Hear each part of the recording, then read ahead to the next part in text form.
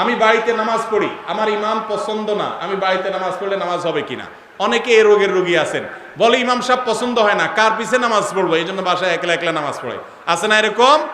এটারে বলে বেশি পণ্ডিত। এই বেশি পণ্ডিতের দশা কিন্তু খুবই খারাপ। একটা হাদিস শুনেন, নবী করিম সাল্লাল্লাহু আলাইহি সাল্লাম বলেছেন, মান কালা হালাকান নাস, যে ব্যক্তি বলে কার পিছে নামাজ পড়বে সব নষ্ট হয়ে গেছে, ফাহুয়া আহলাকুহুম, ওই লোকটা বেশি নিজে নষ্ট হয়েছে। এটা আমার কথা না, হাদিসের ভাষ্য। নামাজ তো আপনি ইমামের সাথে পড়বেন, আপনারটা আপনি পড়তেছেন, ইমাম সাহেবটা ইমাম সাহেব পড়তেছে, ঠিক না ঠিক? ইমাম সাহেব কি আপনার রুকু করে দেয়? ইমাম সাহেব কি আপনার সেজদা করে দেয়? ইমাম সাহেব কি আপনার দাঁড়ানো, আপনার সালাম এগুলো ফিরিয়ে দেয়? তাহলে ওনারটা উনি করতেছে, আপনারটা আপনি করতেছেন।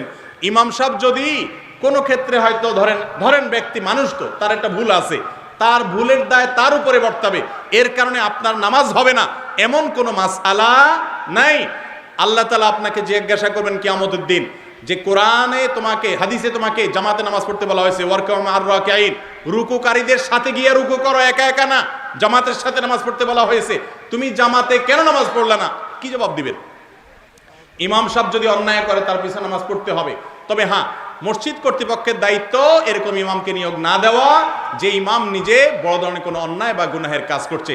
হাজ্জাজ বিন ইউসুফ সাহাবীদেরকে হত্যা করত, তার পিছনে সাহাবীরা নামাজ পড়তেন।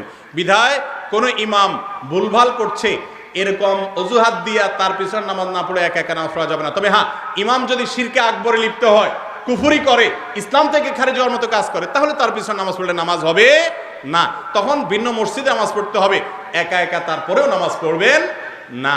তবে কর্তৃপক্ষ এরকম ফাসিক ইমাম যে প্রকাশ্যে অন্যায় লিপ্ত, তাকে নিয়োগ দেওয়া জায়েজ না, গুনাহের বিষয়। আল্লাহ তাআলা আমাদেরকে বুঝার তৌফিক দান করুন।